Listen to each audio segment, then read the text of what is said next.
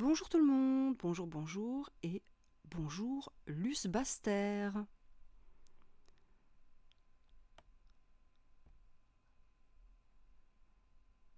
Alors, euh, je vérifie juste que on t'a bien entendu. Hop, voilà. Alors, comment ça va déjà? Plutôt bien. En fait, ça va beaucoup mieux depuis que j'écris plus. Ah, bah alors ça, je trouve que c'est quelque chose de très intéressant à dire parce que il me semble, et là tu vas peut-être pouvoir nous éclairer sur ton ressenti, mais personnellement, il me semble que c'est une décision qui paraît très difficile à prendre. Oui, C'est... en fait, c'est très difficile à prendre dans le sens où, d'une certaine manière, on peut avoir à naviguer dans notre milieu l'impression que c'est une défaite, que c'est bon, je sais pas, que quelque part on jette l'éponge. Alors c'est pas totalement faux, hein. Moi personnellement, je l'ai ressenti, un peu comme ça, mais ça a été aussi un énorme soulagement. Mm, Heu, c'est devenu en fait, le il y a, j'ai commencé à écrire, au départ, c'était de la fanfiction, c'était vraiment, c'était même pas par plaisir que je me suis mis à écrire. Je me suis mis à écrire et ça je l'ai dit à d'autres occasions, que c'était, d'une certaine manière pour évacuer un deuil. Heu, bon parce que bon c'était en rapport avec la fanfiction, avec, la fiction, à partir de laquelle j'ai commencé à écrire de la fanfiction, c'est-à-dire, Torchwood, je m'en cache pas. mhm, Les enfants du passé sont le premier texte que j'ai écrit et c'était une fanfiction. À la base, c'était une fanfiction que j'ai ensuite complètement transformée pour pouvoir en faire un roman éditable. Mais pour moi, c'était vraiment, j'avais besoin de mettre par écrit pour la première fois, alors que j'inventais des histoires depuis toujours, j'ai eu besoin de mettre ça par écrit. Euh, et je l'ai publié sur FFnet. Je l'ai publié sur FFnet. Au départ, c'était pas mon idée. Au départ, j'ai commencé à écrire sans idée de publication d'aucune sorte. C'est bon, c'est mon entourage qui m'a dit: ah, mais si tu écris de la fanfiction, tu sais, c'est très recherché et tout, tu devrais te mettre sur FFnet. Et donc, j'ai commencé à publier comme ça. C'est comme ça que j'ai rencontré Jolan Bertrand. C'est mhm, comme ça que j'ai rencontré aussi celle qui fut ma première lectrice et qui s'appelle Nathalie. mhm, Et, et j'y ai pris goût. Et une fois que Les Enfants du passé ont été terminés, j'ai écrit des suites, j'ai écrit d'autres fanfictions qui avaient plus ou moins rapport, on restait toujours dans le même univers. Et ça me plaisait bien, c'était mon trip le matin, quand je commençais qu'à 10 heures du matin au boulot, j'écrivais, et que je me lève très tôt, j'écrivais le matin avant de partir au boulot, j'envoyais mon texte à corriger à ma bêta lectrice, et le soir, je pouvais le mettre en ligne. Et c'était du pur plaisir. Et j'étais bien suivie, j'avais bon, des gens qui me suivaient très régulièrement et tout. Et j'ai commencé même à écrire en anglais aussi. Et puis, et puis bon, au boulot, ça se passait très très mal. Et ça faisait déjà 3 ans que j'écrivais de la fanfiction quand j'ai décidé de quitter mon boulot. ouais, Parce que bon, j'étais employée dans un magasin et la nouvelle direction avait décidé que j'étais trop vieille et me faisait une vie impossible. Donc un jour, j'ai pris le téléphone, j'ai appelé Pôle emploi et je leur ai demandé, voilà, quels sont mes droits. mm, Et ils m'ont dit, vous avez droit à 3 ans de chômage. Alors, vu votre âge, vous avez droit à 3 ans de chômage. Et ben j'ai dit, ok, je fais rupture conventionnelle. Et Et je me suis dit, bon, qu'est-ce que tu vas faire, ma fille? Parce que toi, tu sais pas rester sans rien faire. Mhm. Donc, voilà, je ne veux pas tourner en rond dans ma maison. Le jardinage, c'est très bien, mais bon, en plein hiver, Ouais, je crains énormément le froid. Je ne vais pas me mettre à gratter la terre à 6 heures du matin. non. Autant en été, à 6 heures du matin, je suis dans le jardin en train de gratter la terre. Autant, non, là, c'est pas possible. Donc, qu'est-ce que tu fais? Et comme en plus de ça, j'ai quitté mon boulot en hiver, Aïe. c'était en janvier, donc j'étais bien consciente du problème. Donc, tu fais quoi? Bah, j'ai dit, puisque je prends du plaisir à écrire, je vais écrire et je vais écrire ça sérieusement cette fois-ci pour être publié. Je me donne 3 ans pour être publié. Voilà. Ça pouvait paraître très ambitieux. Ça me le paraissait, moi, ça me paraissait excessivement ambitieux d'ailleurs à l'époque. Et je me suis inscrit sur la mare, hein, sur Cocyclisque. Mhm. Euh, et j'avais demandé à ma bêta, si je me mets à écrire autre chose que de la fanfiction, est-ce que tu vas continuer à me suivre? Parce que comme je suis dyslexique à un niveau épouvantable, quand j'ai lu les réglementations de Cocyclique, je me suis dit, oh Ah punaise, oui, je vais même pas pouvoir poster un message sans me faire tailler un short. ouais. Donc, ok, est-ce que tu continues à me suivre? Elle me dit, oui, oui. Un mois après, elle saute sur une bombe. Oh, Et pour de vrai, hein, elle est restée dans le coma et tout. Ça a été bon, elle est restée entre la vie et la mort, subi je sais pas combien d'opérations, c'était épouvantable. Donc j'étais à ce moment-là, donc je venais, ça faisait un mois ou deux que je fréquentais Cocyclique. Euh, Grosse panique. ouais, Bon, en plus du choc, je veux bien dire, sûr. émotionnel et tout, parce que c'était quelqu'un avec qui on discutait tous les soirs. Et elle ne se contentait pas de bêta-lire mes trucs, on échangeait énormément et tout, donc c'était devenu vraiment une amie. Et donc, grosse panique, je fais quoi? Je me sentais plus de continuer sans elle parce que j'avais plus personne pour. Et en fait, bon, ben, de ce côté-là, j'ai été très très soutenue, entre autres par Célia Flo, Oui. qui m'a encouragée parce on avait prévu, Nathalie et moi, de se rencontrer pour la première fois, parce que comme elle habite à Lille, euh, l'occasion de se rencontrer n'était pas. Oui.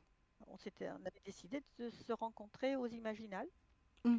Et donc, moi, j'ai annulé les Imaginales. Je connaissais personne. Je n'allais pas partir là-bas, à l'autre bout de la France. C'est quand même 5 heures de route, hein, depuis Ouais. Vichy. Donc, bon, pour retrouver Nathalie, c'était cool, mais toute seule, je m'en sentais pas. Et Elikia, donc Célia Flo, m'a poussée à venir. Et puis, bon, elle n'était pas la seule, mais bon, ça a été la plus insistante et qui m'a dit, ouais, ouais, non, mais je vais m'occuper de toi, je te présenterai tout le monde et tout. Et effectivement, c'est ce qui s'est passé. Premier jour, j'ai rencontré Lise Siven, j'ai rencontré euh, à l'époque, j'ai rencontré aussi Arnaud Duval, Christophe. Eh ben, bon, j'ai un trou, évidemment. C'est pas grave. C'est pas grave.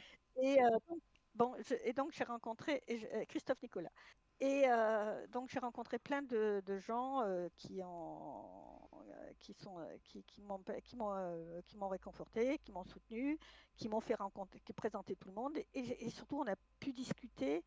Et tout d'un coup, c'est devenu beaucoup plus concret et beaucoup moins inquiétant.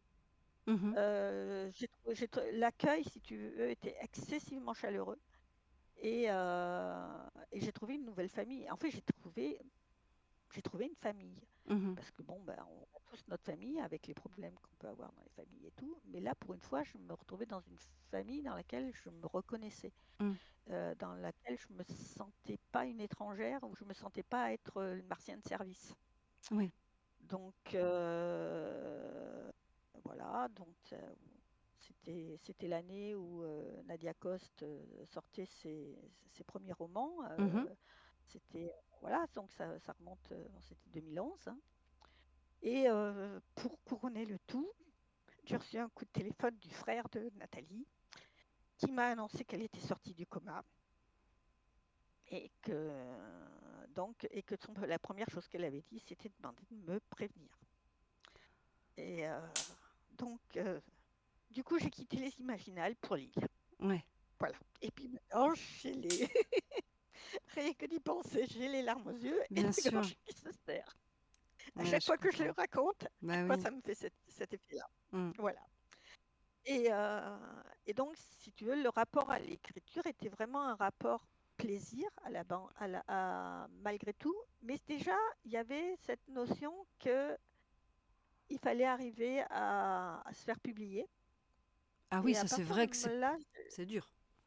Enfin, ça ça devient, paraît ça dur. commence, ça devient dur. Mais alors, à la fois, c'était quelque chose qui paraissait assez fantastique, assez et en même temps réalisable, ne serait-ce Mhm, que parce que ben je voyais les gens autour de moi et tout, la façon dont on discutait, de voir que ben qu'on pouvait être publié, pas forcément par des grosses maisons, mhm, que les gens s'intéressaient à ce que j'écrivais. mhm. C'était intéressant et c'était motivant. Ouais. Voilà, donc c'est vrai que l'écriture a été au centre de ma vie pendant les années qui ont suivi, avec l'écriture purement et simplement écocyclique, avec la création de Gandhar qui est devenu Les Aventuriales après, puisque il y a eu une séparation entre Gandhar et Les Aventuriales. Et, et puis je voudrais bien que ma petite chatte me laisse tranquille parce qu'elle veut absolument sauter sur l'ordinateur. Et du coup, j'ai perdu le fil de ce que j'étais en train de dire. Voilà. Donc voilà, le rapport avec l'écriture était et c'est un peu compliqué avec la publication. Et, euh, et c'est là que je me suis rendu compte, si tu veux, avec la publication. Et c'était à la fois une joie d'être publié, de trouver une reconnaissance. Mhm, Et j'avoue que j'ai eu une chance phénoménale. Bon, Les Enfants du passé, je l'ai envoyé à plusieurs maisons d'édition, mais la façon dont ça s'est signé, ça a été un moment magique, hein, parce que c'est pareil, j'ai envoyé Les Enfants du passé. En fait, j'avais envoyé Les Enfants du passé. J'ai mis du temps. Au début, j'y croyais pas trop d'en faire un roman. C'est Jolan qui m'a poussé à le faire, vraiment. Et Jolan, et puis deux, trois autres grenouilles d'ailleurs. Mais c'était Jolan qui était le plus insistant parce que lui, il connaissait la fanfiction du mm. départ. Ouais. Et donc, j'ai j'ai proposé ça d'abord en fait à l'époque à Julien Crestel, je ne sais plus jamais comment prononcer son nom, qui à l'époque était directeur de collection de voyelles Oui. et il n'a pas transmis mon manuscrit. Je ne sais pas pourquoi. Ah. Je ne sais, à l'heure actuelle, je ne sais toujours pas pourquoi mon manuscrit est resté bloqué. Et un jour, j'ai fait un peu de ramdam sur Facebook en disant que, parce que je savais par quelqu'un qu'il avait aimé mon roman et qui lui avait dit qu'il rentrait totalement dans la collection que créait Voyelle à l'époque. Donc, j'ai fait un peu de ramdam pour essayer de le faire réagir. Mhm. Et en fait, c'est Corinne Quito m'a alpagué et qui m'a dit, mais est-ce que c'est mon Julien que tu essayes d'alpaguer? Ben, je dis oui. Je lui ai envoyé un manuscrit et j'aimerais savoir ce qu'il en est.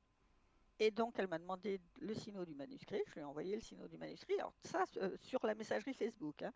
Je lui envoie le synopsis et elle me dit envoie-moi le manuscrit. Elle m'envoie le manuscrit. 2 heures après, elle me dit je le prends.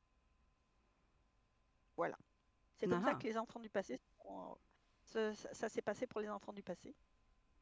À l'époque, j'avais déjà écrit La Débusqueuse de monde, que j'avais en fait finalisé avant les enfants du passé.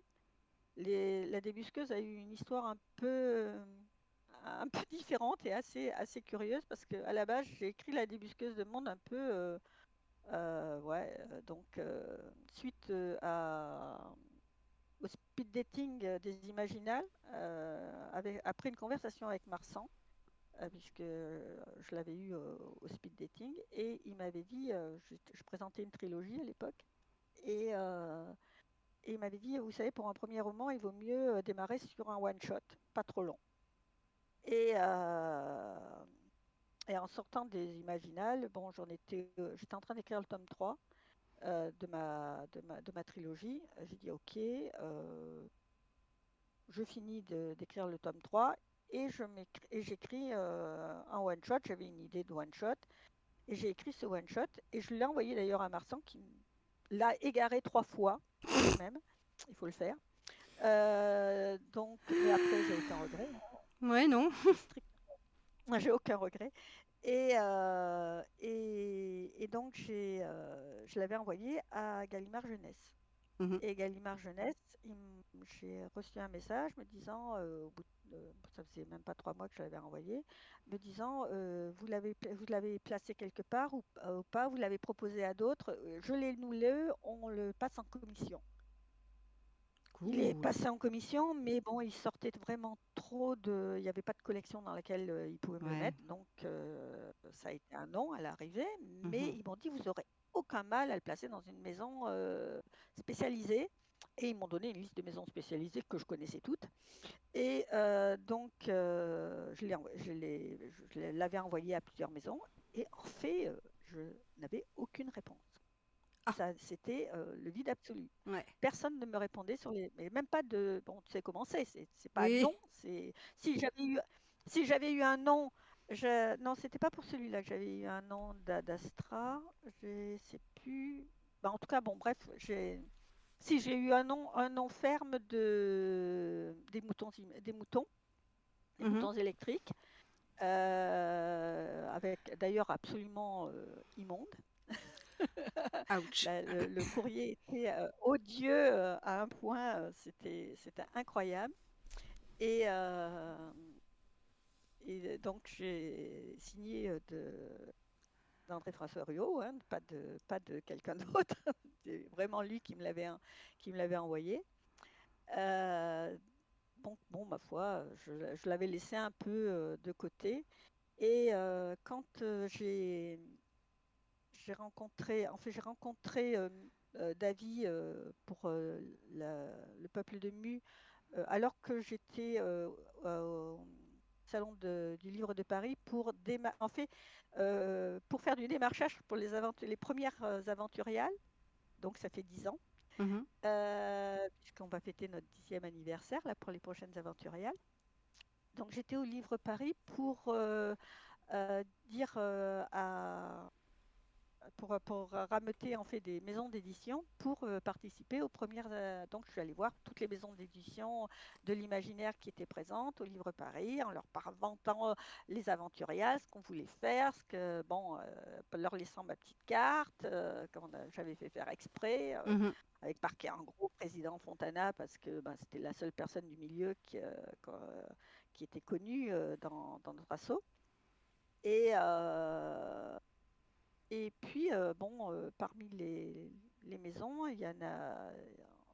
Moi, j'étais sur le stand de la Madolière en dédicace avec, entre autres, plusieurs grenouilles. Et c'est Mathieu, ça y est, j'ai aussi un trou, voilà, Ça reviendra. qui m'a. Ah ouais, ouais, ça reviendra tout à l'heure, comme tout à l'heure, qui m'a dit, ah, tu devrais aller voir sur le stand de la région. Rhône-Alpes-Auvergne, tu verras, il y a une maison d'édition qui s'appelle Le Peuple de Mu. Ça devrait te convenir à tous les niveaux, Mhm. pour les aventuriales et pour toi. Bon, j'y vais, je discute avec David, littéralement un coup de foot parce que on est tellement en connexion au niveau de notre façon de voir le monde littéraire et la, Mhm. et la, et la, la- et la littérature, que bon, bah, j'étais là pour lui vendre les aventuriales, mais je me suis dit après, bah, je lui ai parlé, je lui ai pas je lui avais dit que j'étais autrice, mais sans plus, tu vois. Et après, je lui ai envoyé Les Enfants du passé. Mhm. Mais comme Voyelle, entre-temps, m'avait accepté Les Enfants du passé, et quand j'ai re-rencontré David, je lui ai dit, bah, écoute, est-ce que on pourrait faire un switch et j'ai un autre roman et je pense qu'il peut te convenir aussi. Si tu peux mettre la débusqueuse de monde dans la file d'attente à la place des enfants du passé, puisque tu l'as pas encore lu, euh, parce qu'il avait sa pile et il lisait dans l'ordre, hein. Donc voilà. Et donc on s'est rencontrés, je crois, 2 ou 3 salons après, et il m'a dit, je la prends. Et c'est comme ça que ça s'est passé pour la débusqueuse de monde. Mais finalement, la débusqueuse de monde, j'ai mis beaucoup plus de temps à la placer, Mm, malgré le premier coup de foot de Gallimard Jeunesse, mhm. voilà. Donc, je peux pas dire que j'ai pas été chanceuse au niveau de mes rencontres, parce que et d'accord, Le Peuple de Mu, c'était une toute petite maison d'édition. Premier tirage à 300 exemplaires, c'est pas énorme. Mm. Mais si j'avais pas été édité par Le Peuple de Mu, si j'avais pas été édité par Davy, qui s'est battu pour chacun de ses auteurs, et il faut dire ce qui est, c'est vraiment un éditeur qui se bat pour ses auteurs. Je serais jamais rentrée au livre de poche. Ouais. Et maintenant, mes 3 romans sont au livre de poche parce que Davy a réussi à vendre la débusqueuse de monde à Laetitia pour le livre de poche. Oui, Voilà. d'ailleurs, Donc, je comment, suis comment tout à fait on... consciente de la chance que j'ai eue dans ce milieu. Mais en même temps, il y a la pression est montée de plus en plus. Ouais, Et le ouais. pire, ça a été pour moi l'écriture du chant des Fenjiks. Alors que c'est pareil, le chant des Fenjiks, ça a été un moment fabuleux. J'ai pitché le chant des Fenjiks à Davy quand on était en train de signer le poche, donc de la débusqueuse de monde. Je l'ai pitché à Davy aux Imaginales. Il m'a dit attends, je vais chercher Laetitia, tu lui pitches le chant des Fenjiks. Laetitia a été emballée elle aussi. Donc, si tu veux, j'avais quasiment 2 oui avant même que le bouquin soit écrit. Mm, J'avais le oui du peuple de Mu qui était devenu Mu entre-temps, et j'avais celui de Laetitia. Bon, évidemment, c'était un oui oral, j'avais pas de contrat ni quoi que ce soit, hein, faut pas rêver. mhm. Mais déjà, on avait signé la débusqueuse, c'était déjà pas mal pour moi. Ouais. Et puis, mais si tu veux, et là, là, à partir de là, ça a été un enfer. Ça a commencé à devenir un enfer. Alors, c'était un enfer pas uniquement parce que le peuple de Mu avait des difficultés, a traversé des difficultés, mais aussi parce que moi, j'ai eu des soucis au niveau de mes yeux. Euh, j'ai eu une première intervention qui a foiré Oh, parce que à cause d'un passif, je veux dire, en fait, on doit être une quinzaine en France à avoir ce problème-là. Et donc, mon chirurgien m'a opéré sans savoir que ça pouvait partir complètement en live. Et c'est mm. parti complètement en live. Et c'est parti complètement en live juste au moment du... Je veux dire que je me suis fait opérer mon premier œil juste avant le Covid. Et ouais. Donc, 2 ans d'errance médicale, Ah, 2 ans pendant lesquels je pouvais rester devant un écran à peu près 1 heure par jour maximum. Pendant les 6 premiers mois, je ne lisais plus du tout. mhm, Donc, je me suis mis à écouter des livres audio à cette période-là. mhm. Parce que bah, tu fais quand tu peux plus travailler sur ton ordinateur en hiver, que tu peux plus regarder la télé, que tu peux pas lire, Ouais. tu deviens folle. Voilà. Donc, à part marcher et écouter les livres audio, c'est tout ce que je pouvais faire. Après, petit à petit, comme le cerveau a une capacité d'ajustement qui est quand même assez extraordinaire, petit à petit commençais à pouvoir retravailler, à pouvoir. Et donc, si tu veux, la fin de l'écriture du chant des Fenjiks a été extrêmement laborieuse, les corrections idem. Ouais. Parce que bon, j'ai été réopérée, donc on a trouvé le fin mot de l'histoire, donc ça a mis 2 ans et demi. Après intervention, nouvelle intervention, ça a été rapide, hein, parce qu'une fois qu'on savait d'où venait le problème, comment le régler, euh, j'ai quand même j'ai consulté plusieurs spécialistes Mm. aux 4 coins de la France. Oui, je connais. avant de trouver un qui connaissait. Voilà, ouais, tu connais, hein, c'est particulièrement stressant, c'est particulièrement, surtout quand tu en as un qui te prend de haut, comme il te traite comme une petite fille, en te disant que ouais, mais non, mais on va vous mettre des verres de contact. Non, mais attendez, le problème, c'est pas mon ophtalmo, il est capable de me faire des verres de contact, hein, c'est pas ça le problème. Les verres de contact ne changent rien au problème, hein. J'ai des lunettes, elles sont normalement à ma vue. Mais, Il y a un autre en souci. fait, le souci, il n'est pas là. Ouais. Et donc, parce que ben, les lunettes, elles étaient à ma vue. Techniquement, elles étaient à ma vue. D'ailleurs, mon cerveau, petit à petit, il a fini par accepter qu'elles étaient à ma vue. Ouais. Mais en fait, le cerveau, il a mis énormément de temps à accepter parce que c'était trop. L'écart entre mes deux yeux était beaucoup trop violent. Mm. Donc, c'était pas. Enfin, je ne pouvais pas rester comme ça. Le problème était de trouver comment solutionner ça. Mm. Et donc, bon, ça a été très difficile. Et c'est à ce moment-là que, évidemment, Mu s'est retrouvé dans le cacaboudin, on va Ouais. dire, pour Ouais. parler gentiment, et qu'ils ont fini par signer avec Mnemos. Mm. Et en fait, là, moi, j'ai eu vraiment le sentiment que j'avais été. Mon roman s'est retrouvé sacrifié dans l'affaire. En fait, non, c'est pas vrai. Davy s'est battu pour que, je pense, s'est battu pour que Mnemos prenne mon bouquin et c'était une erreur. J'aurais pas dû accepter. Ah. J'aurais pas dû accepter. J'aurais dû prendre mon temps et chercher un autre éditeur parce que Mnemos. Moi, je pensais que Mnemos n'était pas bon pour la science-fiction.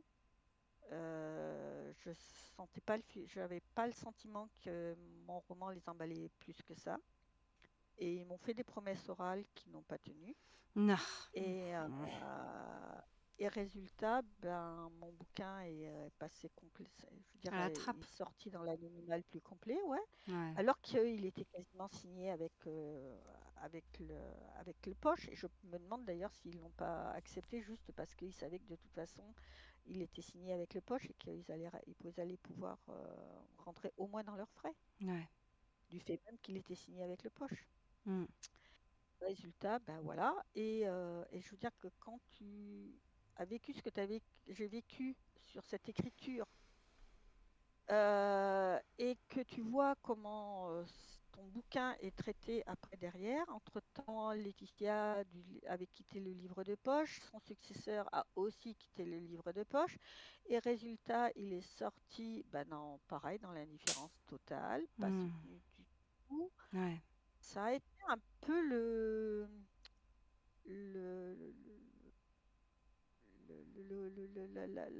la goutte qui a fait déborder le vase. Mm. Et ça, et le fait que, bon, bah, j'ai travaillé sur un roman, je l'ai réécrit 3 fois. À chaque fois, ça allait pas pour une raison ou pour une autre, mais c'était pas mon écriture, c'était pas non, c'était bon. À chaque fois, bah, ça collait pas à l'étiquette, à ce qu'ils attendaient Mm. du. Et puis, au bout d'un moment, je me dis, attends, moi, pour écrire un bouquin, c'est 6 heures par jour devant mon ordi. Je passe 6 heures par jour pendant des mois. Et à l'arrivée, pourquoi? Et puis même si mon bouquin est pris, il va être soutenu comment? Je suis à la merci d'un changement d'un changement au niveau de la maison d'édition. Là, tu vois que les maisons ferment les unes derrière les autres, Ouais. que les auteurs, que certains auteurs dont les noms, je ne les citerai pas, mais quand tu dis, mais attends, ils n'ont pas touché de droit d'auteur depuis des années, Mhm. eux, si eux n'ont pas touché leurs droits d'auteur depuis des années, moi je suis un petit poisson. Ouais. Tu te Et, dis, et, si eux et- touchent mais pas, le qui touche, poisson, quoi? voilà. Mais en plus de ça, c'est même pas une question d'argent. Parce que j'ai jamais pensé faire vraiment de l'argent avec. Parce que, bon, Non, mais c'est même une si question de effectivement, respect. voilà, c'est une question de respect. C'est une question que tu as l'impression qu'on te prenne pour une andouille. Et puis tu te dis, mais attends, par rapport aux efforts que moi j'ai fournis, le minimum, ça serait effectivement, c'est ça. Au moins, tu respectes mon travail. Tu Ouais. me glisses pas sous le tapis. Ouais. Bon, toi, c'est tout ça qui était devenu. Et je suis arrivée à un moment où je me suis sentie devenir acerbe. Ouais. Et c'est pas du tout mon tempérament. Euh, du coup, je me suis dit, bon, tu prends plus de plaisir à écrire. Tu es en train de devenir une personne que tu n'aimes pas, qui est en train de... Donc, du coup, ouais, j'ai dit, bon, bah, je vais prendre du recul par rapport à ça. Je m'autorise un break. Mhm. Euh, je prends plus de plaisir à ça. Je préfère faire autre chose. J'ai plein d'autres choses en fait que j'aime. J'aime tricoter. Tiens, c'est un truc. Ouais, c'est vachement On bien. parlait de tricot tout à l'heure. Voilà, j'aime beaucoup tricoter. J'aime lire.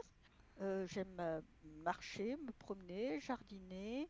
J'aime aussi travailler à l'organisation des aventuriales bon, que j'avais aussi quasiment laissé tomber.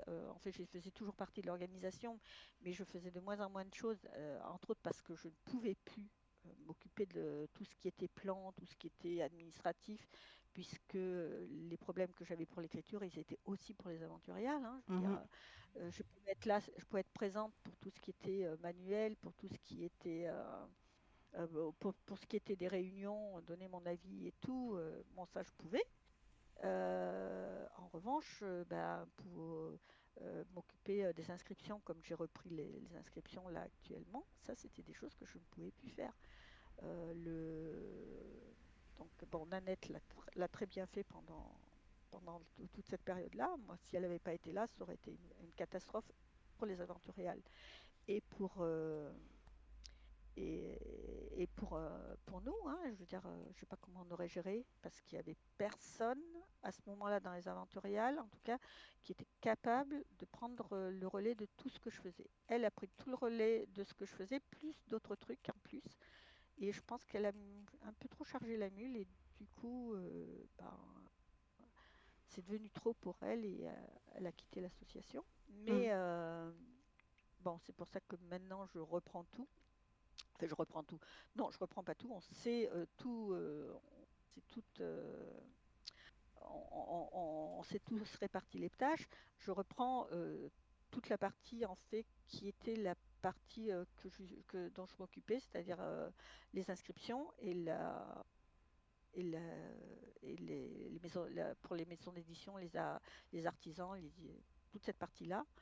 Là, je me suis occupée de remettre euh, le, fo- le, le site en, en forme parce qu'il avait besoin d'être mis d'équerre, on va dire, pour être utilisable. Parce que sur téléphone, je m'étais rendu compte qu'il n'était pas du tout navigable.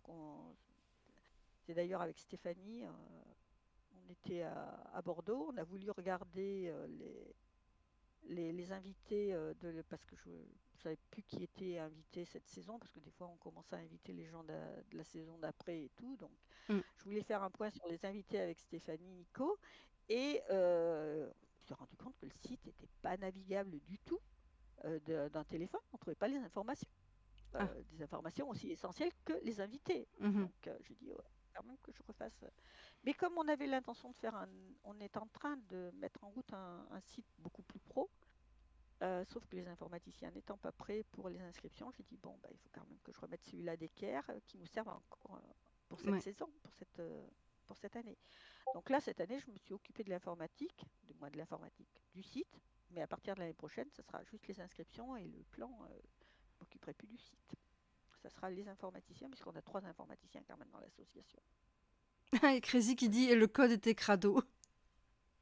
Ah bah, ouais, Crécy était là et franchement, elle m'a bien aidé à nettoyer le bazar parce qu'il y avait des trucs, j'arrivais même plus à m'en sortir. Le site faisait n'importe quoi. Voilà. Mais c'est bien, c'était cool. Mais Là, du je suis coup, contente parce que bon, c'est utilisable. ça marche mieux, ouais, ça Voilà. c'est cool, c'est cool. Mais du coup, quand tu as dit autour de toi que tu faisais une pause ou que tu arrêtais, quelles ont été les réactions? Est-ce qu'on t'a soutenu ou est-ce qu'on t'a dit: «Oh non, mais c'est dommage, allez»? Alors, il y a beaucoup de gens, je veux dire, la majorité, c'est ça. C'est dommage, ouais, t'as des trucs qu'on veut lire, etc. Mmh. Bon.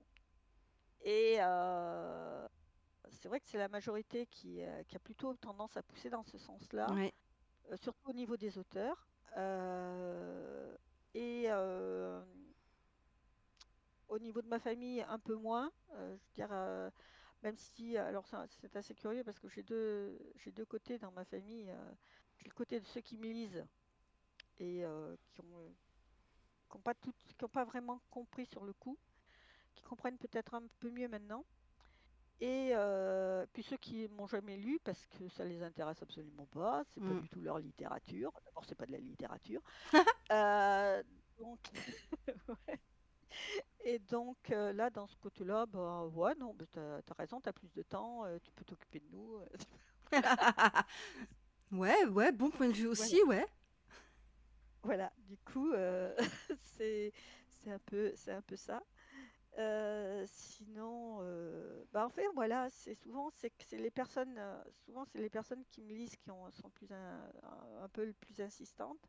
Mais en même temps, j'ai pas subi vraiment de pression, en tout cas pas de mes éditeurs. Mmh.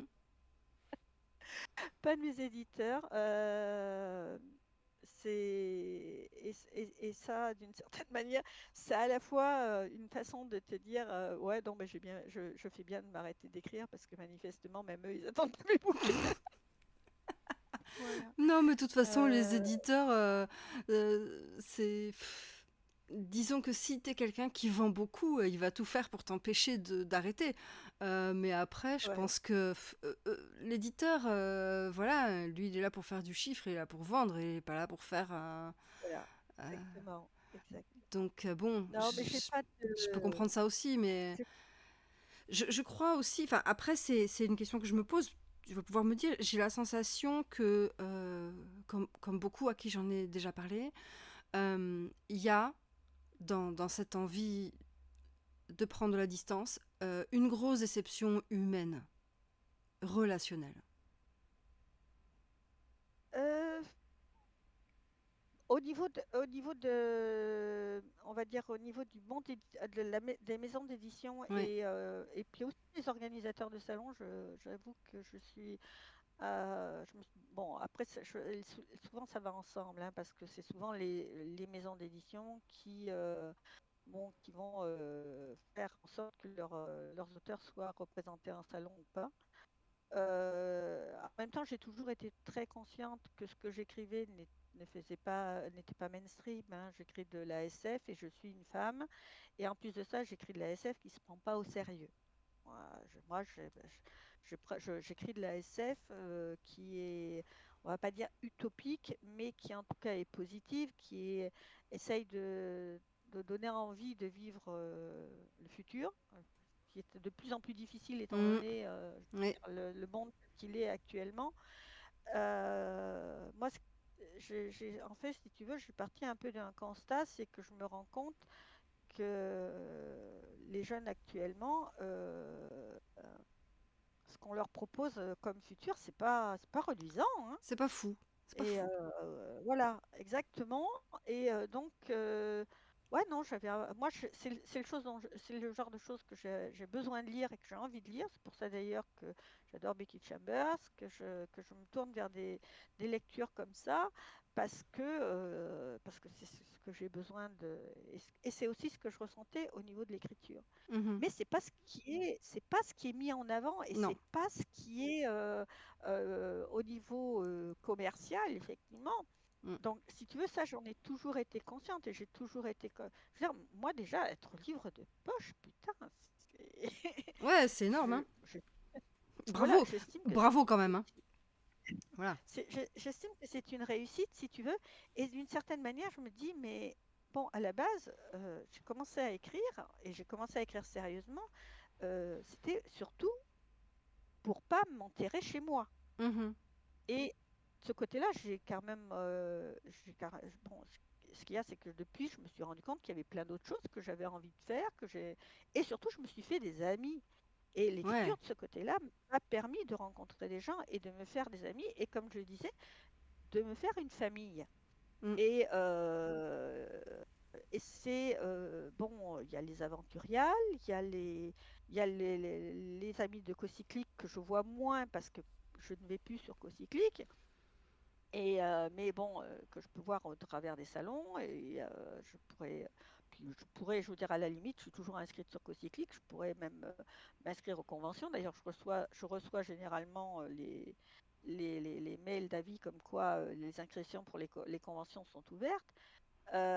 C'est juste que je me dis que si j'y vais, je ne vais pas rencontrer les grenouilles que je connais. Et donc, euh, c'est pas forcément ce que je recherche. C'est les salons qui maintenant sont les salons et Internet qui me permettent de garder le contact avec ces personnes-là. Mm. Mais c'est vrai que à un moment, je me suis rendu compte que c'est ça que j'avais peur en fait de perdre si je m'arrêtais d'écrire. Mhm. J'avais Ouais. peur de perdre mes amis. Et, et c'est tout. En fait, finalement, mon lien à l'écriture, à part le fait qu'effectivement, le matin, je me lève, ben, il m'a fallu faire d'autres routines parce que me lever le matin, c'était je prends mon petit déjeuner sur l'ordinateur. Donc, si j'écris pas, je fais quoi? Ouais. Voilà. Et ben, je reste déjà moins longtemps sur l'ordinateur et je passe une heure sur tout ce qui est éventuellement ben, administratif, courrier, les aventuriales, parce qu'il y a presque toujours quelque chose à faire. Et au lieu de faire les aventuriales un peu partout dans la journée, quand j'ai le temps, bah non, c'est pendant 1 heure par jour, je déblaye tout ce qu'il y a à déblayer, éventuellement répondre aux mails auxquels il faut répondre, aller vérifier s'il y a eu des messages sur les différents réseaux sociaux. Voilà. Une fois que j'ai fait le tour, que j'ai fait le tour de mes trucs administratifs, j'éteins l'ordinateur et je fais autre chose. Oui, puis c'est pas les choses à faire qui Voilà. manquent en toute logique. Non, non, non, c'est pas c'est pas non, puis en plus de ça, et puis je veux dire, et puis pas forcément des choses désagréables. Moi, comme je te dis, j'ai plein de hobbies, je fais du puzzle, C'est trop cool les puzzles. je fais ouais, je bricole énormément. J'ai fait au niveau j'avais des travaux en retard, mais parce que bon, souvent, souvent, moi, je suis du matin, donc une fois que j'ai fini à midi, quand j'ai éteigné mon ordinateur, j'étais un peu cassée, je faisais plus grand-chose, tu vois. Mm. Ouais. Et là, ben, non, le matin, je peux me lever, poncer, bricoler. J'ai refait ma porte d'entrée que j'étais sur le point de changer parce que. Puis après, je me suis dit, mais c'est complètement idiot. Ta porte, elle est en chêne, elle est magnifique. Elle a juste besoin d'être complètement décapée, poncée, restaurée. Et une fois que ça sera fait, ben, tu verras, tu auras une porte toute neuve. Ah ben, j'y ai passé une semaine, mais j'ai une porte toute neuve. Et maintenant, Et c'est la classe. c'est. Voilà. Voilà, exactement. Et puis elle est en chêne. Ah oui, non, non, mais bon, ça se bazarde pas une porte en chaîne, on est d'accord, hein. Ouais, ouais. Voilà, Je et puis il y crois. a plein de choses. Oui, non, mais ça c'est sûr. Et je crois que le l'angoisse de d'arrêter d'écrire, euh, elle, elle est très forte chez les gens qui continuent d'écrire en fait. J'ai l'impression, pour avoir assisté à plusieurs discussions de cet ordre sur Twitter, de l'époque où ça s'appelait Mhm, Twitter, de gens qui mhm, disaient ouais, je vais arrêter d'écrire, j'en ai marre et tout, et qui vraiment exprimaient leur mal-être face à l'écriture. Et effectivement, ben, la seule conclusion, c'est de dire bah oui, arrête d'écrire si franchement ça te met dans le mal-être et ça t'apporte rien de bien, arrête. Mais en fait, la plupart des gens qui répondaient, c'était des gens qui eux-mêmes écrivaient, qui disaient ah mais non, tu peux pas arrêter, il faut continuer, il faut continuer, il faut continuer. Et il y a vraiment cette culture de il faut rien lâcher parce que de toute façon c'est comme ça que tu auras des résultats. Euh, Elle est très présente, elle est très présente et je pense qu'elle fait du mal à certaines personnes et que du coup on a du mal à s'arrêter parfois parce que il y a cette pression à la fois intérieure et extérieure. Intérieure parce qu'on se dit oh là là c'est un échec et tout si j'arrête, et extérieur, parce qu'il y a tous ces gens qui nous disent: «Oh là là, mais non, il faut pas que t'arrêtes, il faut que tu continues, quoi». Parce que aussi, en tant Oui, qu'auteur, on a peur d'arrêter, et je pense qu'on reporte cette peur sur les gens qui disent qu'ils vont arrêter. C'est terrible quand même. peut-être, mais c'est possible. C'est possible. Mais en même temps, bon, après, autour de moi, je connais pas mal d'auteurs qui ont arrêté d'écrire ou qui, pour des raisons qui peuvent être soit parce qu'ils sont en panne, soit parce que ben ils sont pas bien. Il peut y avoir pas mal de raisons. Et dans l'ensemble, je me suis rendu compte que finalement, on arrivait quand même à survivre sans écrire et que ça permet aussi d'avoir d'autres personnes avec qui tu peux échanger et qui vont te dire ouais, ben moi j'ai survécu justement et c'est cool. Et c'est cool. Ouais, Et on n'est pas obligé pour autant de tourner le dos à tout, oui, à tout ce qu'on a, justement, tout ce qu'on a construit à travers l'écriture. oui, tout à Parce fait. que, D'abord, effectivement, d'abord parce que je pense que quoi que ce soit qu'on ait fait pendant la période où on a écrit, ben c'était cool, surtout si on y a pris du hmm, plaisir. Je pense que toi, de manière personnelle, tu peux quand même te retourner et dire: «Ah ouais, j'ai fait ça, c'est quand même, c'est vachement cool». Je trouve que, voilà. c'est vachement cool et j'ai vécu des moments, euh, parce que bon, là, j'ai parlé des moments qui m'ont marqué à vie. Mm, Je veux dire, toi, bon, avec Voyelle, ça s'est pas super bien passé sur le long terme. Je suis pas fâchée avec Corinne, mais bon, elle a eu des difficultés et tout, puis il y a des choses sur lesquelles on n'est pas d'accord. Bon, il y a des niveaux sur lesquels on se retrouve pas, mais malgré tout, c'était mon premier oui et il était fabuleux. mm, Je veux dire, tu as ton premier oui en direct sur messagerie, mhm, euh, mais c'est des choses extraordinaires. Mais on peut remonter plus loin. Quand j'écrivais de la fanfiction, il y avait une autrice que je lisais. D'ailleurs, à l'époque, je pensais que c'était un auteur en anglais. Et j'adorais ces fanfics. C'était pour moi les meilleurs au niveau de l'écriture, au niveau de la construction de l'intrigue et tout, que je lisais, parce que j'étais assez difficile en fanfiction, ce qui fait que j'en lisais d'ailleurs beaucoup plus en anglais qu'en français, parce que je trouvais qu'en français, souvent, elles étaient un peu bébêtes. Et en tout cas, ou bien un peu bébêtes, ou bien alors trop axé cul, et c'était pas mm, forcément ce que je cherchais. Donc, je, cette autrice donc, que je suivais et tout, quand j'ai commencé à publier des, des textes en anglais, bon, évidemment, j'avais mis en warning que j'étais, bon, les warnings habituels, et puis j'avais dit que j'étais francophone et que d'ailleurs je cherchais une bêta anglophone. mhm. Donc, et j'ai cette femme qui vient me proposer, non seulement qui me complimente sur mon texte, qui était d'ailleurs le début des Enfants du passé, et qui me propose de devenir ma bêta. Mais j'étais Ouais, dans c'est un super. état, c'était... Ah mais, et d'ailleurs, j'ai appris après qu'elle était autrice. Alors, en revanche, elle était autrice, elle écrivait surtout des essais, mais et c'est une scientifique. Et je veux dire, scientifique, ouais, en fait, elle est archéologue. Non, elle est archéologue, elle. Elle est archéologue.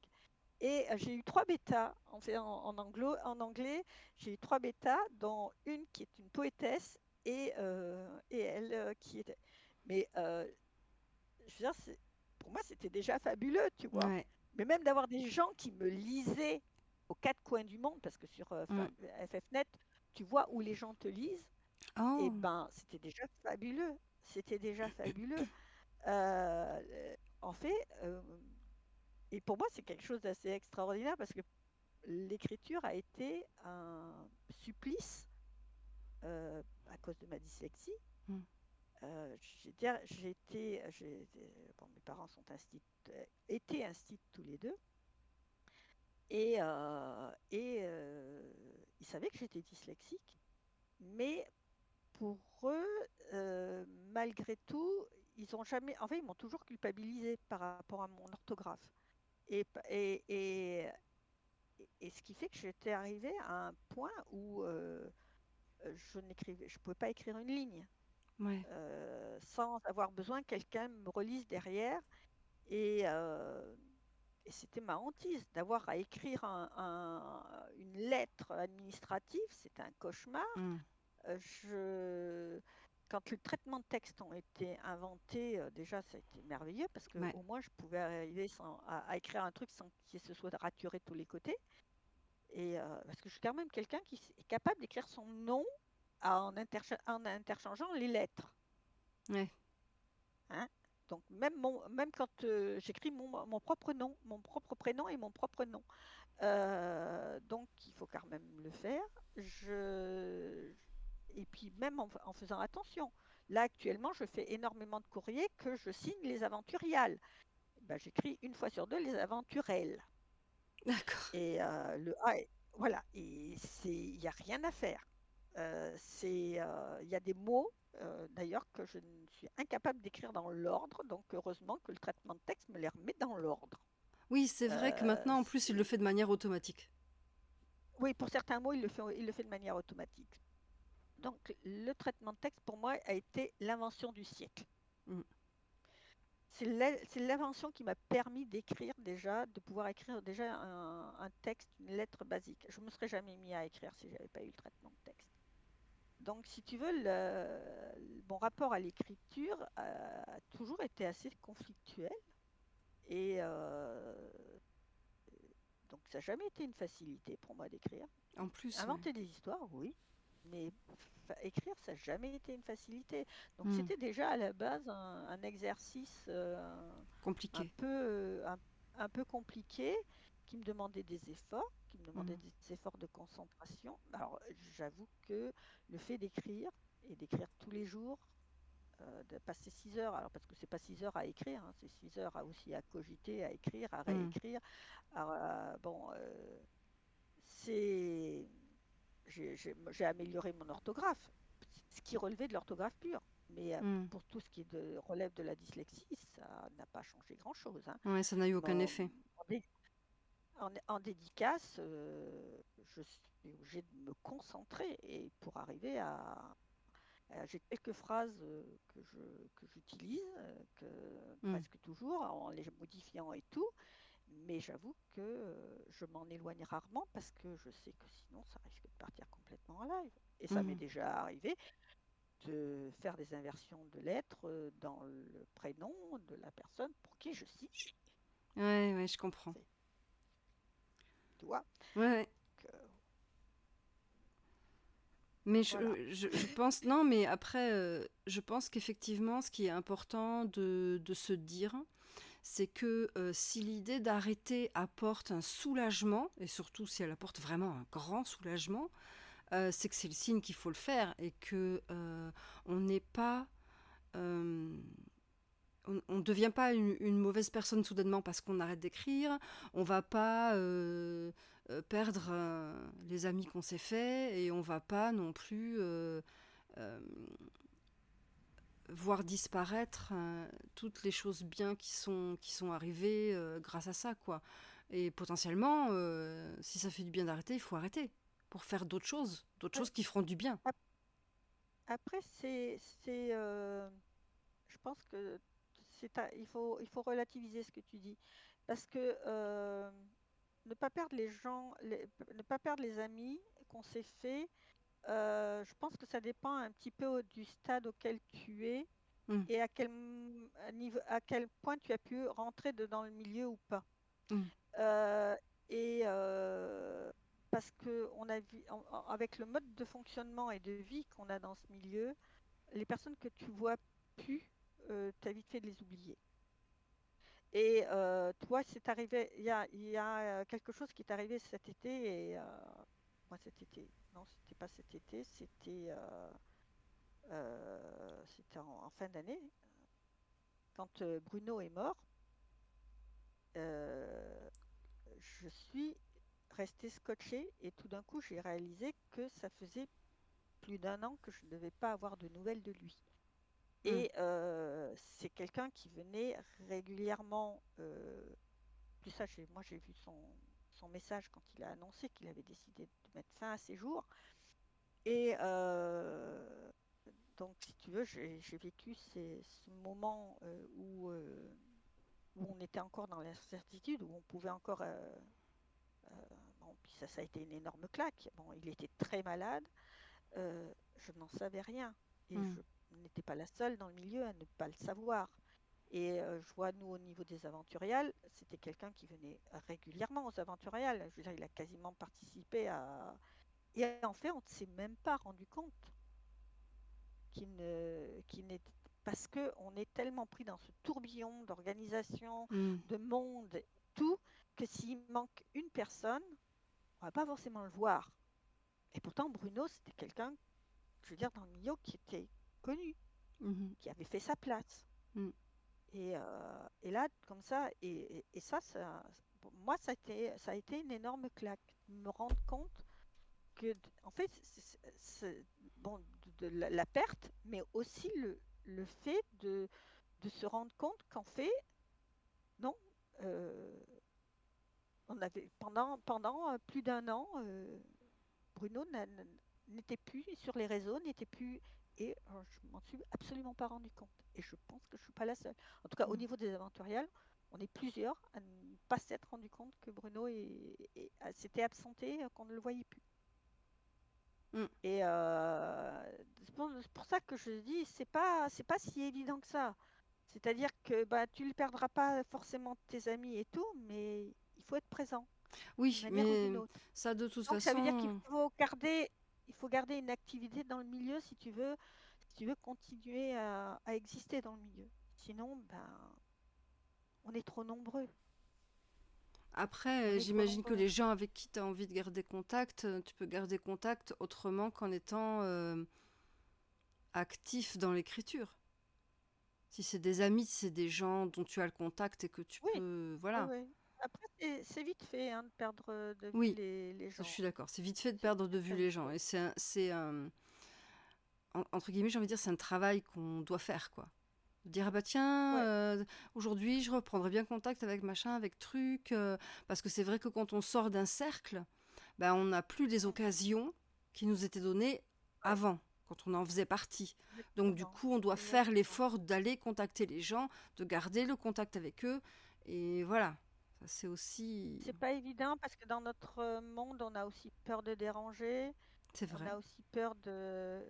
C'est vrai que c'est pas forcément évident. Moi, je vois même avec des gens qui sont très proches, comme bon, moi je vois même avec Jolan, souvent il est bon, comme il est souvent débordé et tout. J'ai toujours peur de le déranger.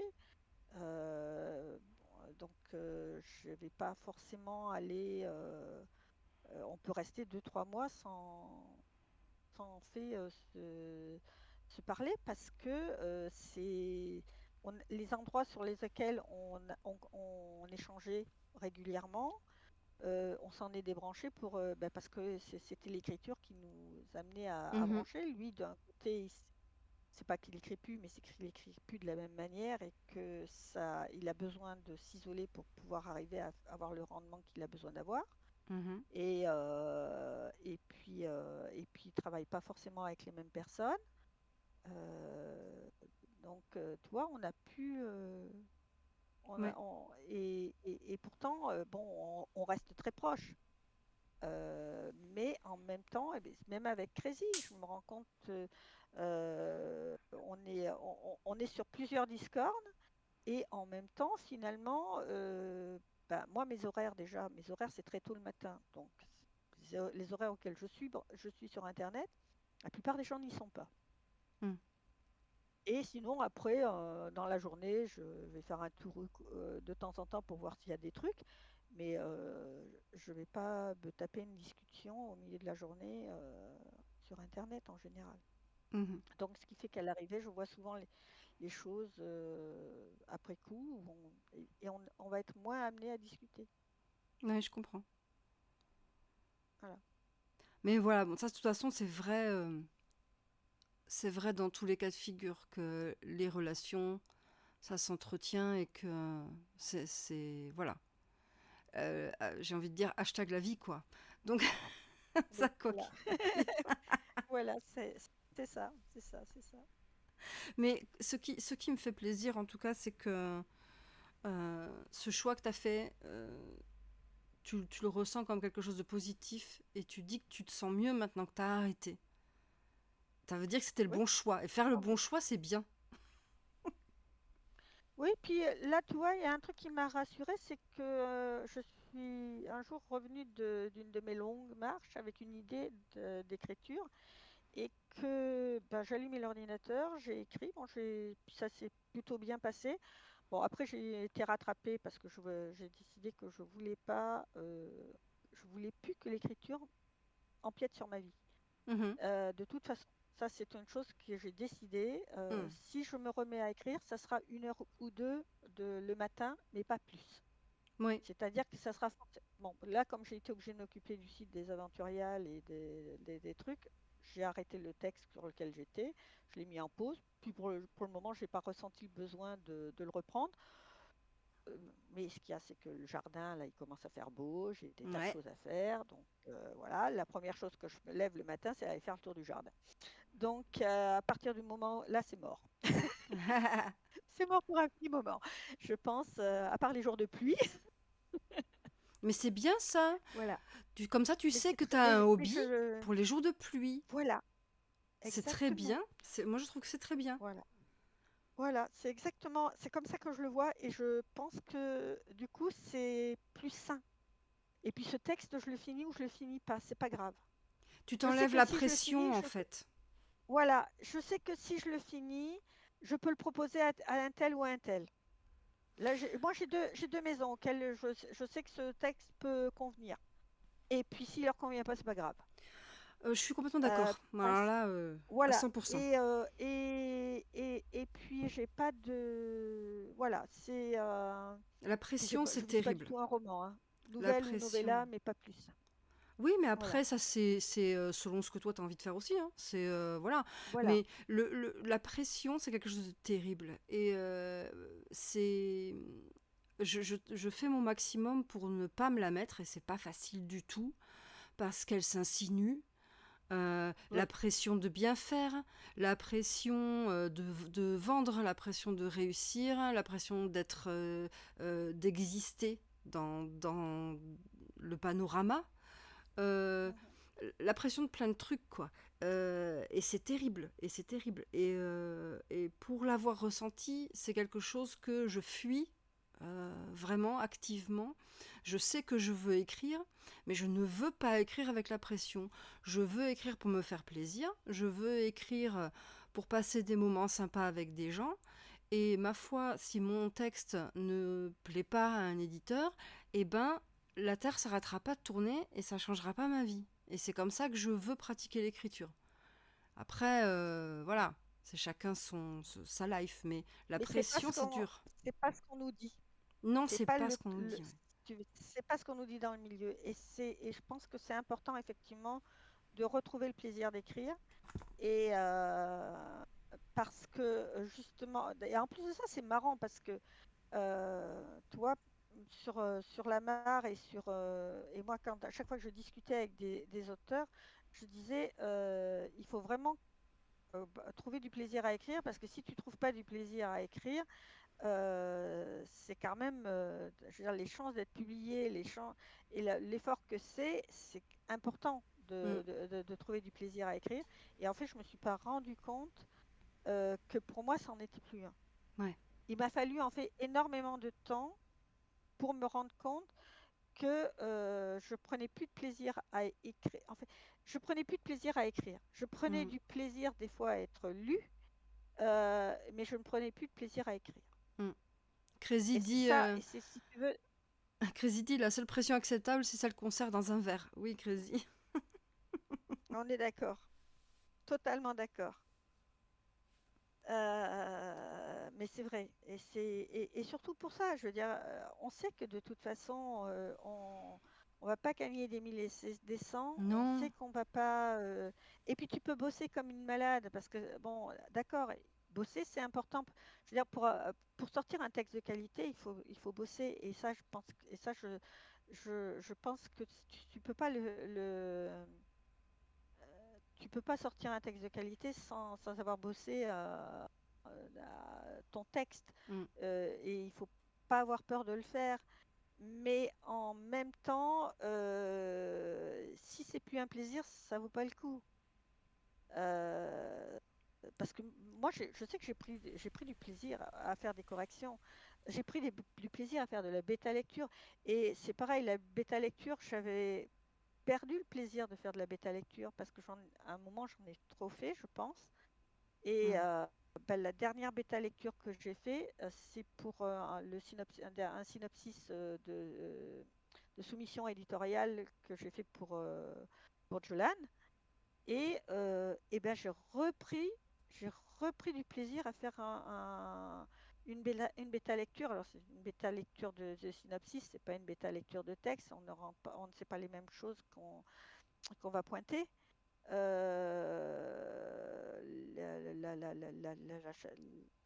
Il faut que ce soit clair, il faut que ce soit. On a. Il faut vraiment qu'on comprenne les intentions de l'auteur. Donc, c'est une bêta lecture qui est assez technique. Mais moi, personnellement, c'était une bêta lecture. La bêta lecture de Synopsis, sur la marge, j'étais plutôt bonne et c'était quelque chose que j'aimais beaucoup faire. Et j'ai complètement arrêté. Et d'ailleurs, c'est peut-être un truc que je pourrais éventuellement recommencer à faire, aller sur la mare, faire des lectures de synopsis, Ouais. pourquoi pas. En plus de ça, c'est super intéressant parce que tu découvres des idées, tu vois des trucs, tu vois moi je vois des romans qui sortent et je fais, ah ben j'avais travaillé sur le synopsis là. C'est Et c'est sympa. super cool. Ouais. D'ailleurs, un qui va sortir, c'est celui de Léa, Léa Mouna, qui va bientôt sortir chez Oui, Scrineo. tout à fait. Et ben, j'ai travaillé sur le tout premier synopsis, moi. Ah, Et, incroyable. je peux te dire que quand j'avais vu le synopsis que j'avais trouvé, trouvé ça super pro, son synopsis et tout. Et je me dis, mais punaise, ça fait 10 ans. Ça fait 10 ans, ce bouquin va enfin sortir. Oui, oui, oui, Et elle m'a raconté hein, que c'était toute une aventure. Ah ouais, ça a été toute une aventure, toute une aventure. Et bah, c'est super cool, c'est super cool de voir se concrétiser. Ça aussi, c'est un truc dans le plaisir de l'écriture, Mm. c'est de pouvoir justement travailler avec d'autres auteurs, de les aider à travers la bêta lecture. Ouais, et Moi, personnellement, ça faisait. de les suivre, dit Crazy. Voilà, et de Ouais. les suivre, voilà, de les suivre, de voir les projets prendre vie, et c'est super cool. C'est un... et puis quelque part, moi, à chaque fois que je vois un bouquin sur lequel j'ai fait une bêta euh, sortir, à chaque fois, ça me fait c'est comme si c'était un de mes bébés, d'une Oui, certaine oui, manière. parce que j'allais dire, Et c'est une aventure à laquelle on a on a participé, quoi. participé. Ouais. On a mis sa petite pierre, et c'est mine de rien, ça, je trouve que ça, c'est très valorisant, et ça fait du bien. Oui. Ça fait du bien parce qu'on se dit, ah, un truc positif, on en a tellement peu. Oui, ça c'est vrai. Non, non, il faut s'accrocher au truc positif. Et je pense que il faut, il faut qu'on travaille peut-être davantage sur notre bien-être, sur le fait d'aller mieux nous et de s'occuper davantage de nos ressentis et de ce qu'on veut pour nous, quoi. Et ça, je pense qu'on le fait pas assez. Non, on le fait pas assez. On le fait pas assez, mais après, bon, on se rend pas forcément compte qu'on se fait du mal. Ah bah non, Et c'est non. ça, en fait, c'est au niveau de la prise de conscience. C'est au niveau de la prise de conscience. Mais on n'est pas armé forcément pour prendre conscience de ce qui est bon pour nous ou pas. Ah, c'est pas Les facile, gens, hein, en fait, on n'apprend pas aux gens à s'autocritiquer à prendre du et recul. à prendre du recul. Et d'abord, je veux dire, le problème, c'est délicat, c'est apprendre aux gens à prendre du recul. Ça veut dire aussi qu'ils sont capables de prendre du recul sur ce que font les autres Ah oui, et ce que disent les autres. d'être critique en Donc, général. c'est aiguiser, voilà, ça revient à aiguiser l'esprit critique. Oui. Et on est effectivement dans un mouvement où on essaye au contraire d'abrutir les gens, pas de les rendre critiques. Et, euh, et du coup, bon, bah, c'est aussi une manière de les asservir. Voilà, Et on se fait rebellez-vous. du mal. Prenez soin de vous, rebellez-vous, Voilà, ça va exactement. ensemble. Voilà, exactement. Exactement. Exactement. Mais sur ce, sur Et ce, sur ce, sur ce mot presque de la fin, j'ai envie de dire. euh, parce ah, que c'est tout haché là. J'ai pas pardon, compris. J'ai compris une syllabe sur deux, pardon. Est-ce que là ça va mieux? un petit peu. Allez, on va faire avec. Je disais que bah, là, on était sur le mot de la fin, puisque ça fait quand même allez, une bonne heure hein, Oui, qu'on est ensemble et qu'on papote. oui, oui. Est-ce que mais il y a un vrai mot de la fin que tu as envie de dire, quelque chose qui te paraît important à mettre en avant? Euh, à part justement garder les pieds sur terre, mais dans le sens parce que bon, personnellement, j'avais le sentiment d'avoir les pieds sur terre. Et c'est ça, c'est de faire régulièrement le bilan, euh, de savoir ce qu'il y a de positif et de négatif, et voir nous comment on se place par rapport à ça, et ne pas se laisser influencer par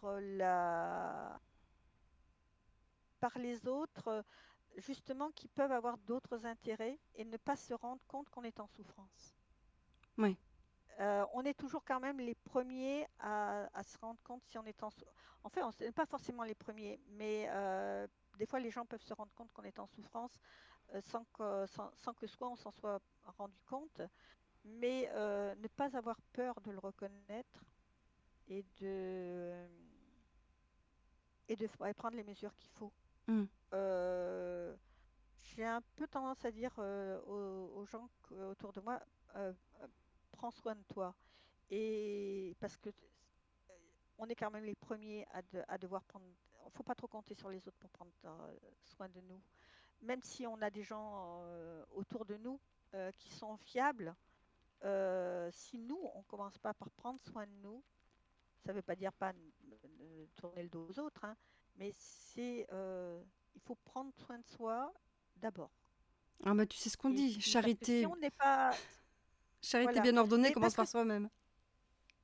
ce qu'il y a, c'est que souvent on considère que c'est un égoïsme de prendre soin de soi. Mais non, parce que si on est bien, on peut prendre soin des autres. Oui, oui, oui. Si on n'est Alors pas si on ne l'est bien, on ne pas, prendra pas soin des autres. On ne peut pas prendre soin des autres. Mais si on est bien, on peut prendre soin des autres. Et c'est pour ça que c'est important de mm, commencer par prendre soin de soi pour pouvoir aussi aider les autres, pour pouvoir leur tendre la main, pour pouvoir venir à leur secours quand ils en ont besoin, pour pouvoir être de bons conseils. Parce que quand on est en souffrance, c'est très très difficile d'être disponible pour les autres. ouais, ah ouais, tout à fait. Bah, très bien. Écoute, sur ces bons mots d'amour réciproque et tout ça, on va dire un petit mot de publicité pour les aventuriales peut-être, et dire que c'est super et qu'il faut y aller. C'est quand dans Ouais, l'année? puis ça, alors c'est toujours le dernier week-end de septembre. Cette année, ben, on essaye de se concocter une belle liste d'invités. Elle ne sera pas énorme parce que les budgets dégringolent, hein. On peut Ouais. pas. Mais on a plein d'idées et on va avoir, bon, bah, on va avoir des nouveautés au niveau des animations. Et puis bon, puis l'équipe disons, a augmenté, c'est ressoudé encore.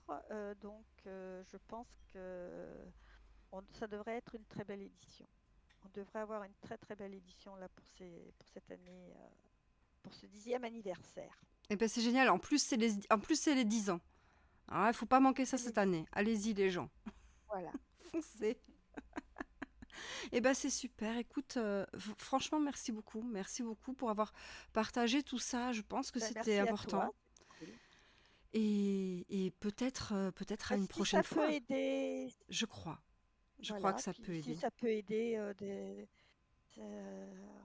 certains auteurs et autrices, ça serait cool. À prendre soin d'eux. Voilà. Voilà. Parfait. Et bien, écoutez, prenez soin Voilà. de vous. Alors voilà, Exactement. c'est comme ça qu'on va terminer. Prenez soin de vous. Je vous fais de gros bisous. Passez Voilà. une bonne journée et à bientôt. Voilà. À bientôt. Au revoir. Au revoir.